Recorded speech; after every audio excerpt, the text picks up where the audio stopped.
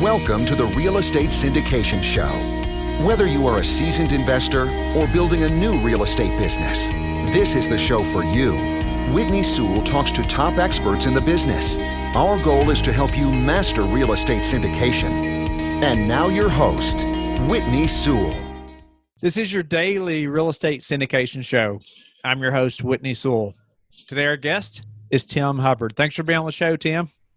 Yeah, happy to be here. Thanks, Whitney. Yeah, Tim is the founder and CEO of Midtown Stays, a short-term rental accommodation company that has successfully accommodated over 10,000 guests from all over the world. He is a coach and teacher at Rest Methods, where he teaches the secrets to investing passively in short-term rentals through his quarterly live events, podcast, and website resources at www.restmethods.com. He started his career in real estate as an investment broker selling multifamily and commercial properties.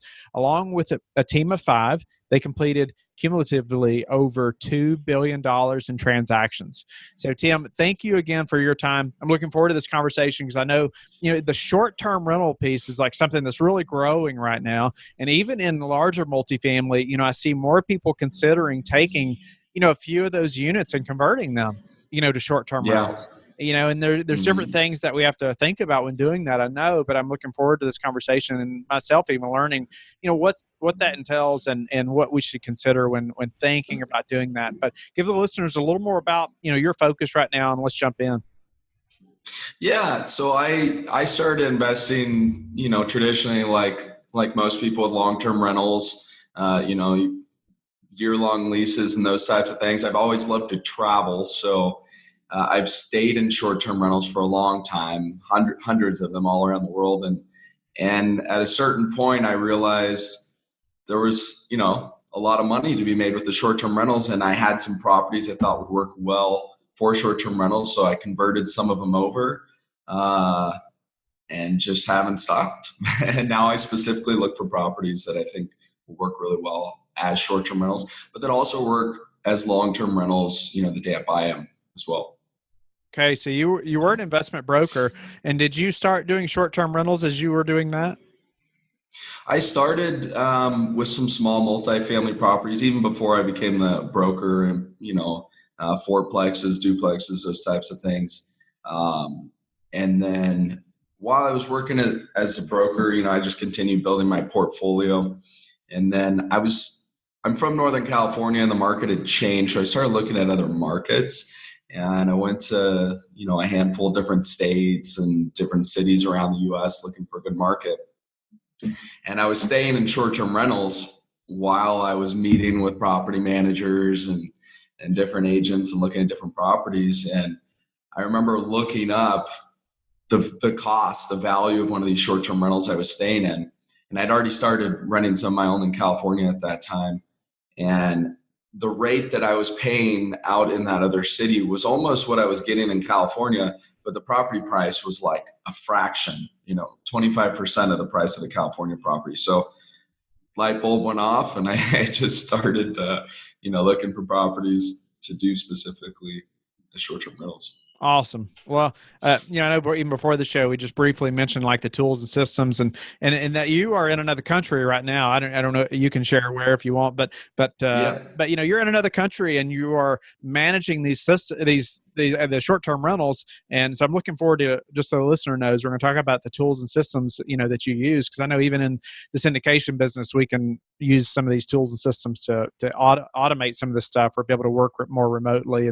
But before we get there, tell me more about, you going into short-term rentals, maybe some things that I need to consider, when we're used to doing, say, annual leases, at an apartment building, some things I need to consider when I'm thinking, well, wait a minute, maybe I could take 1 or 2 units and convert them to short-term rentals. Yeah, absolutely. There's a lot more moving pieces.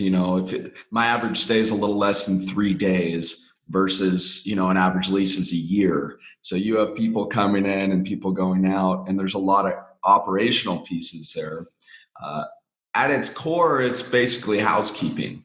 The whole guest arrival and checkout those are all communications that are mostly done online now, through messaging and not so much on the phone, actually. So you can outsource a lot of the guest interaction. And then when you have self check-in, a digital lock, someone comes in, they have a code, they stay at your place, and then they leave. And a lot of our guests, we never see them. A lot of them don't even send messages, really, aside from the ones that we've already sent them. So there's definitely a lot more operational pieces, but there are a lot of cool tools to handle all those pieces.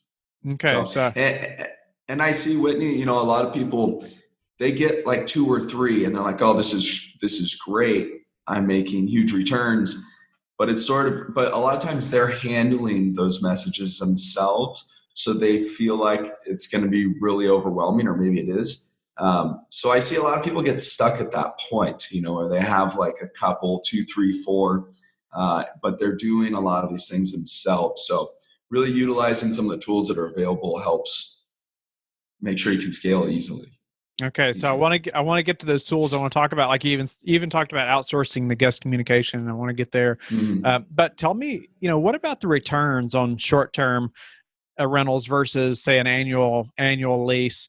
So because that's something everybody's going to be concerned about. But even thinking about the different locations of these short-term rentals. But first, tell me about the returns. The short-term versus annual. Yeah. Well, just for example, I started buying properties in the Mid-South, and let's say a 1-bedroom was renting for $550 a month, a month. I might get short-term rents in that property, $2,500 a month. So 5 times the amount, or even more sometimes. And your expenses definitely are not 5 times more.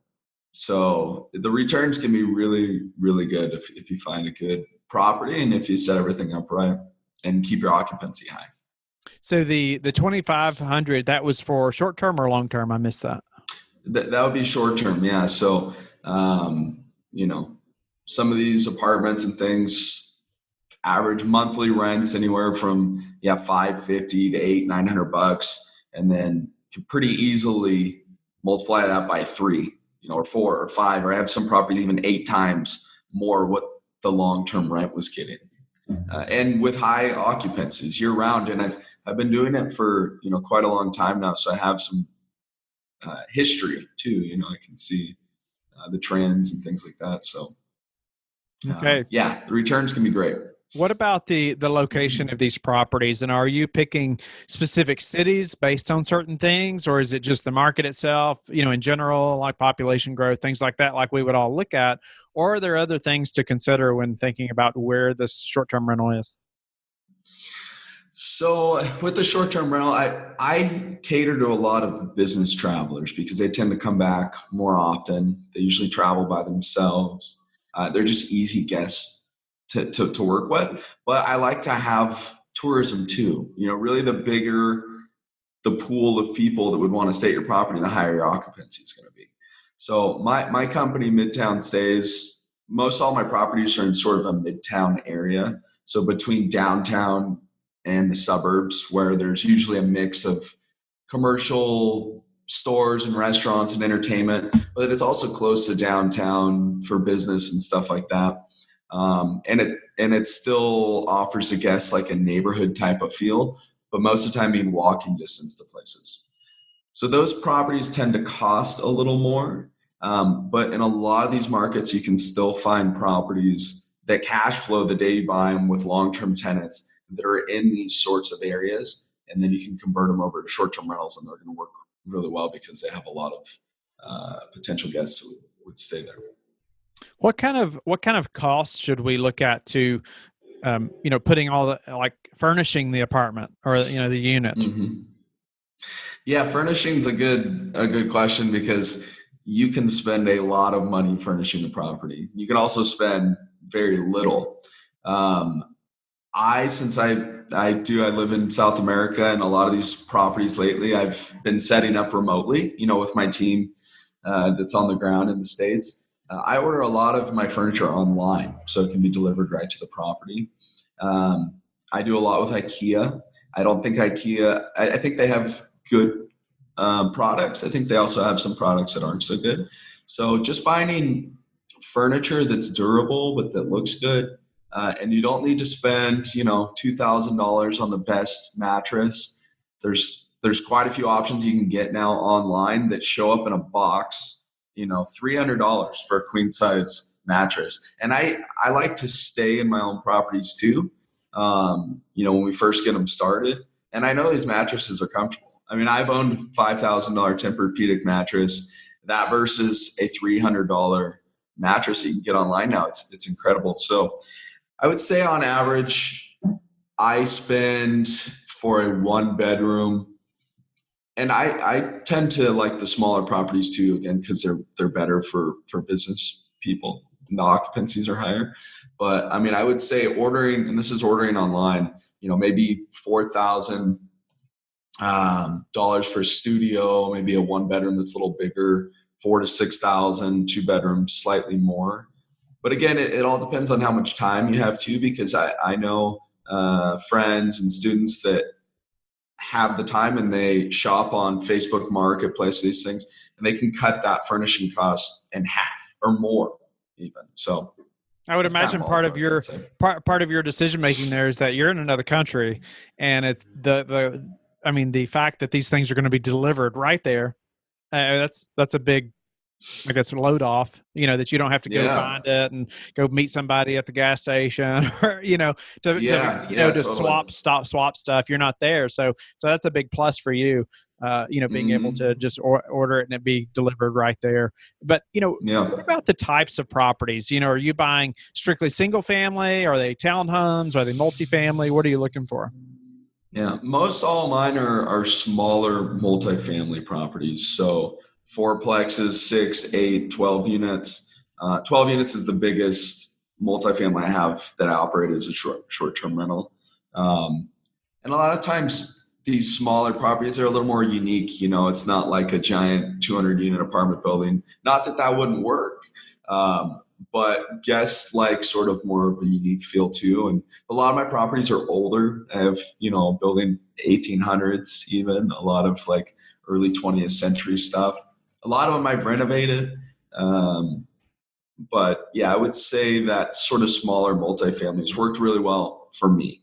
But I know that short-term rentals, they work with lots of different property types. So single family homes, and even, a lot, if, yourself and a lot of your listeners have the big apartment buildings that they syndicated, you can try them out there too, it's maybe just take a couple. Sometimes when you get into these really big cities, where there's tall 20-story apartment buildings or condo associations, a lot of people do short-term rentals in those too, and they work out really well. I think those also have more regulations, so sometimes, HOAs and that type of stuff. So you have to look out for that as well. So how do you go about finding your properties? Is it just through brokers? Are you doing like yellow letters or something like that? Like a lot of people, what's your tactic? Yeah, mine's been mainly all through brokers. So just, got my first place, and I've worked with that broker several times. And then, one of the properties that I bought, ended up working with a broker that sold that one as well. So just sort of networking and, but also knowing exactly what I'm looking for helps, when you can tell someone, hey, I'm looking in this zip code, this price range, I either don't or I do want something with a value add.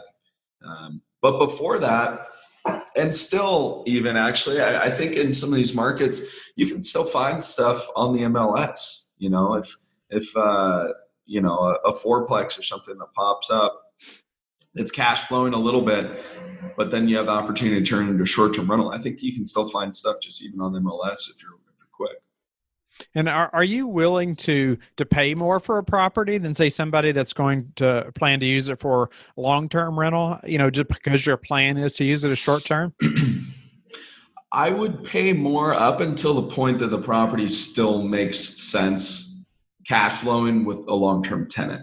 Because I don't want to get into a property. I like to have backup plans, so, and a lot of the regulations they're still in a gray area. They're different in every city and municipality. So there's literally like thousands of different rules around short-term rentals, even down to a specific neighborhood, if it's a historic neighborhood. So that is still a bit of a gray area. And I just want to make sure that whatever property I get is still going to work well as a long-term rental if for some reason I can't do the short-term rentals. So I would pay a little bit more, but as long as it still made sense financially. Okay. So I mean, I would imagine too, like those regulations or rules could change at some point. So, you buy it thinking, okay, I'm going to make this much money using it as a short-term rental. Then all of a sudden, those regulations change and they say, oh, okay, in this part of the community or in the entire community, we're not allowing any more short-term rentals. Well, now you're in trouble, right? Or yeah. If you had to use a long-term lease. You're in trouble as long as you didn't buy that property with the only strategy being a short-term rental, because if you can rent it as a long-term rental, then you're fine. And it's probably in an area that's going to be appreciating a little more maybe than out in the suburbs or something like that, because you got into a good area. So you can always go back and rent it as a long-term rental as long as you bought it right from the beginning. You can also offer like an extended type stay, because a lot of times when a city passes laws or changes regulations around short-term rentals, they define a short-term rental as a 30 night or less, so 31 nights is not short-term rentals anymore. But there's a lot of people that are still looking for those types of stay, traveling nurses, people displaced for insurance reasons or building a house or whatever it is. So a lot of times you can get those guests that are paying nightly rates, but for a longer stay, and then you can bypass the regulations as well. Okay. So let's, before we run out of time, I want us to talk about your tools and systems. And because I know, like, even in the multifamily business, well, for one, syndicating deals, we're always buying, looking at using annual or long-term leases, for the most part. But I know people are considering, switching a few units over. And so, I'd love to know more of your tools. So if we consider, switching a few units over, like I would love to, better understand how to optimize that system. Because the last thing I want to do is create more work on our team, and so, you're in another country managing, these short-term rentals all over the country or different places. And, so you have to have some good processes and tools or systems in place. And I'd love for you to, share some of the best techniques so we can know how to move forward. Yeah. It's really an exciting industry because Airbnb is what sort of, has driven all the growth with this. Short-term rentals have been around forever. But along with all this growth has come all of these tools, and they're all the time. Like, honestly, I can't even keep up with all of them. There's just new ones popping up all the time. But I think at the core of it is having something that helps manage your messaging. So having some autoresponders and things like that. Every guest needs to know where the property is. They need to know how to check in. They need to know important things like, how to turn on the heat or the AC so what I try to do is essentially just answer all of those questions before a guest asks them. So it makes it better for the guests and it makes it better for me. And so you can do a lot of that with autoresponders. I use a property management software specifically for short-term rentals. So just like you would use something for long-term rentals, has a lot of tools and integrations specifically for short-term rentals, to integrate with a pricing tool that automates my pricing automatically, or a tool that syncs my calendars between Airbnb and HomeAway and, booking.com and my own website. So that software is called Guesty. Guest with a Y. Guesty, like GUESTY.com. And they're out of Israel. And they also have a receptionist service. So they have a team of live people that respond to messages, guests ask something, and then they have someone there 24/7. So I've been using them for a long time, but there's also a lot of other ones popping up. You can literally just go on Google and type in automate Airbnbs or, receptionist service, short-term rental, and you'll find quite a host of tools. How else have you automated this to the point? I mean, even like, this furniture is getting delivered, but you're not there to help them get it in or unlock the door. And how does that work? Right. So the doors, we use all digital locks, and we have a dashboard where we can see every lock, can see who opened it, what the battery level is. We can change the code online. So having good locks, and same with locks, there's dozens of different options now. But if you want to scale, I think it's good that you start out with something that's scalable, and so our locks that's all done remotely. We use a guidebook, a digital guidebook that goes out automatically as well. We can send it via text message or email, and that answers, especially the guests coming in for tourism, hey, what's your favorite restaurant, or how do I get around? So you can answer a lot of those questions in the guidebook as well. But then, aside from all the operations, everything you can do online, you do have to have someone there in person. Someone has to clean the apartment. So having a housekeeper is a core piece, and then a maintenance person, or at least a list of contacts that your team or someone has access to call. So several HVAC people, several electricians, several, pest people, or whatever it is. So at least just having contacts for your team member. But the housekeeping is a big piece, and that's something that people ask all the time. Where do you find them? I've hired all mine. My company's hired all of them. I know a lot of people that hire professional housekeeping services. Every way works. They just have different costs. So the more properties you have, the more of a full-time job it becomes. You can hire someone full-time. If you're just starting and you have a couple units, it might be easier to hire a, professional housekeeping service. So there's quite a range, I guess. Are you building that team, say, when you're on the ground looking for property? So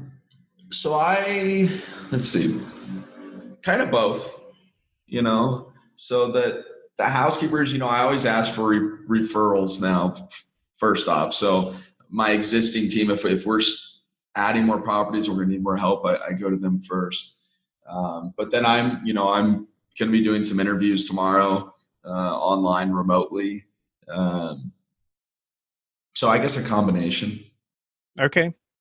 Yeah. And then managing them, I mean, ultimately, is it then mostly by guest feedback, or how do you know that those people are cleaning the units like they need to? Yeah, guest feedback. I mean, it makes it really easy. So, when you hire a new housekeeper, it's very simple. Hey, if we get negative reviews because of cleaning, and that was a unit that you cleaned, well, we're going to hold you responsible, and if it happens too many times, then we're going to have to, look for some other help. So that makes it really easy because it takes it off of you. It's not you saying, hey, you didn't do a good job or something like that. It's just, hey, this guest said there was, hair on the sheets or something. And a lot of times we'll ask for photos too, or the guests will just send them. Like if something did get missed, if there was, something on the floor, a lot of times they'll send pictures, and then so you have kind of proof too. But the goal is, always 5 stars, clean, 100%, because that's it's just super important. That's the core of all of it. What about, and I don't know if you've done this or not, but like the conversation with the management company, I haven't done this. I haven't talked to our management companies about like, okay, how would we structure this if we turned, let's say, 2 units into short-term rentals? I just wondered, do you know what kind of response you would normally get, or how you would implement that? If you were asking your existing management company. That's right. So let's say we have a 180 unit complex, and they're managing the day to day, and obviously, us us overseeing them. But then just the conversation of, hey, what if we turned a couple units, into short-term rentals? I know their concern is going to be the quick turnovers and the cleaning and all that stuff, and just debating about okay, am I going to build another system over here just to manage those, couple of units kind of outside of our property management company, or because of the increased income, am I going to expect them to kind of adopt these systems and take care of it? I would say that most of the time you're going to create your own management system. So, because there's a lot of different things going on there. And some of the properties that I've got, they're managed by long-term, professional management companies. And I just simply talked with them in the beginning and said, hey, this is my plan. Most of the properties I got were fully occupied, so I've ended leases, and then moved in short-term rentals. And at that point, my management took over and theirs sort of ended. Depending on the size of the management company, I would think if they're managing, hundreds, thousands of units, they wouldn't be as flexible to change and adopt some of these practices as maybe a smaller management company operating, a couple hundred or something. But I would say you would most likely be creating your own system on the side. Yeah. What about, do you own all your units, or do you ever rent any long-term? Let's say, sign an annual lease and then convert that to a short-term. Yeah, good question. I own all of mine, just because I'm an investor at heart, and if you don't own the property and you're subleasing it, then it's kind of like you're just creating a job, sort of. You can make great money, and I think it's a great way to get started, because all the operational side is going to be exactly the same. But at the end of the day, I think owning the property is, going to be a lot better. It's an investment. But yeah, doing the sublease model or lease arbitrage, a lot of people call it, so, maybe they sign a lease for $1,000 and they get $3,000 a month rent. I mean, that's great. And you can do that a lot quicker sometimes. So how many units did it take before, let's say, you started doing this full time?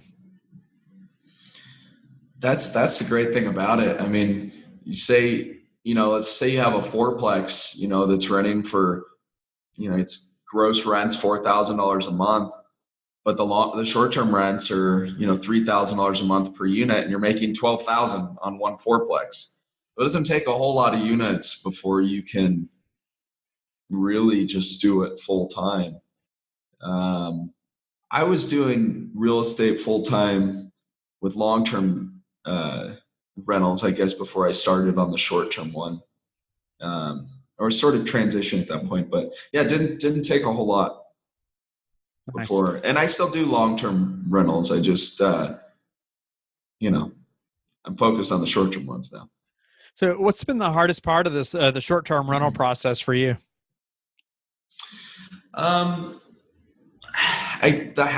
Getting started in the very beginning, I guess, and meeting everyone and doing that. And, I left California. I went to a market where I didn't know anyone. I bought properties that needed a lot of renovation. I didn't know any contractors, and so building the connections, I think in the very beginning was probably the most challenging.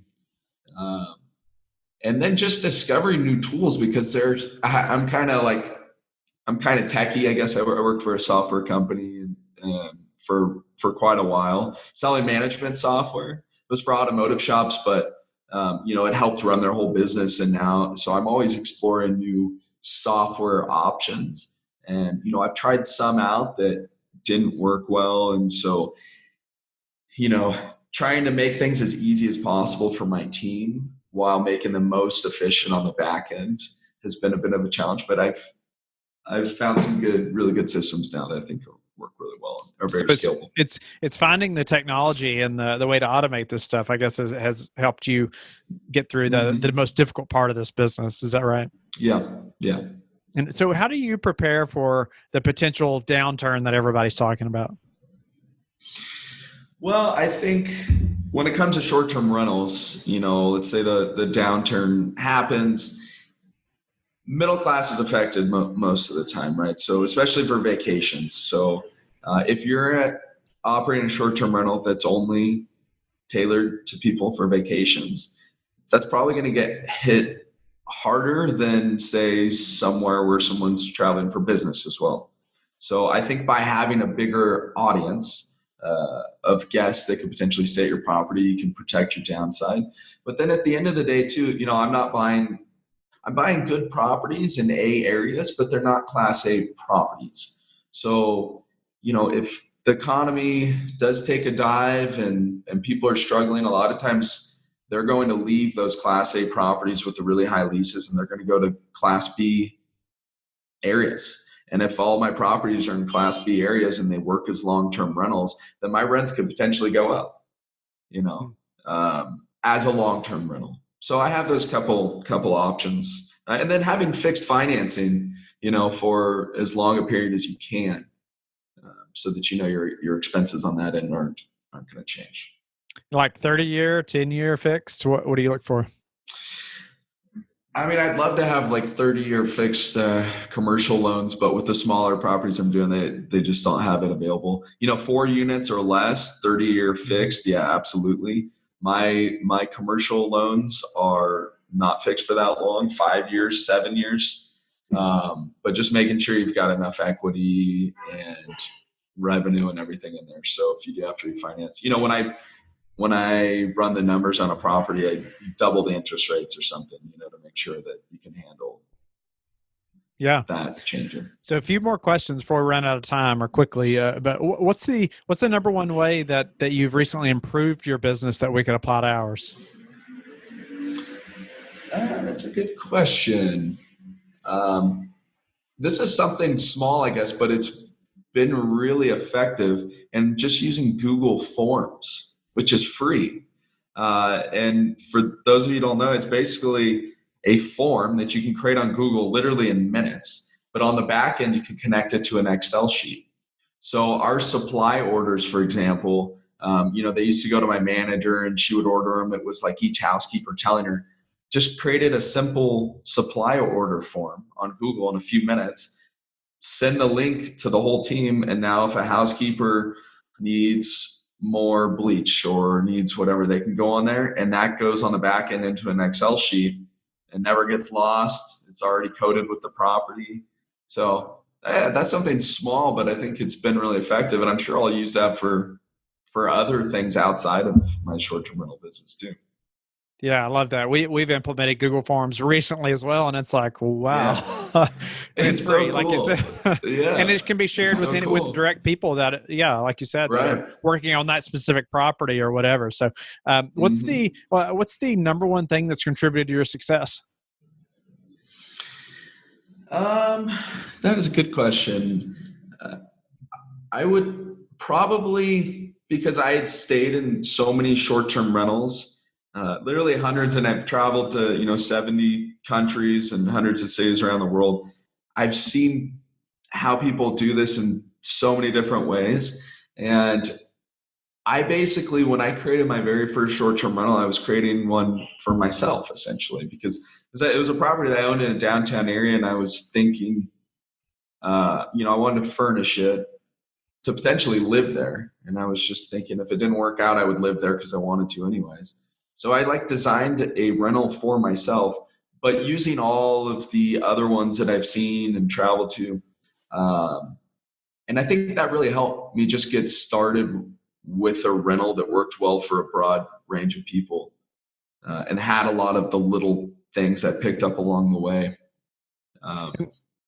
So tell me, how do you like to give back?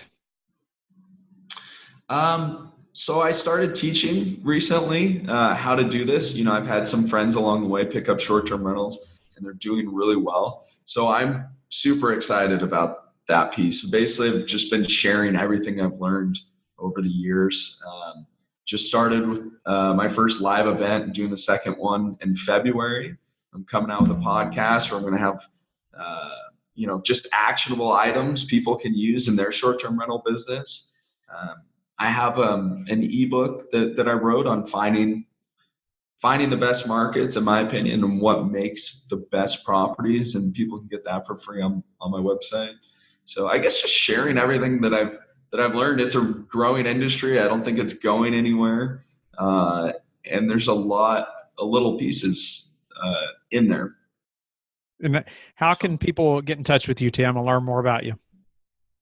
So you can go to my website. It's Rest Methods, REST, like real estate short-term methods.com. They can get my ebook on there. We have a contact page. And then hopefully I'll be launching my podcast here pretty soon too, in a few weeks, with some really good tips for people as well. Thank you for listening to the Real Estate Syndication Show, brought to you by Life Bridge Capital. Life Bridge Capital works with investors nationwide to invest in real estate, while also donating 50% of its profits to assist parents who are committing to adoption. Life Bridge Capital, making a difference, one investor and one child at a time. Connect online at www.lifebridgecapital.com for free material and videos to further your success.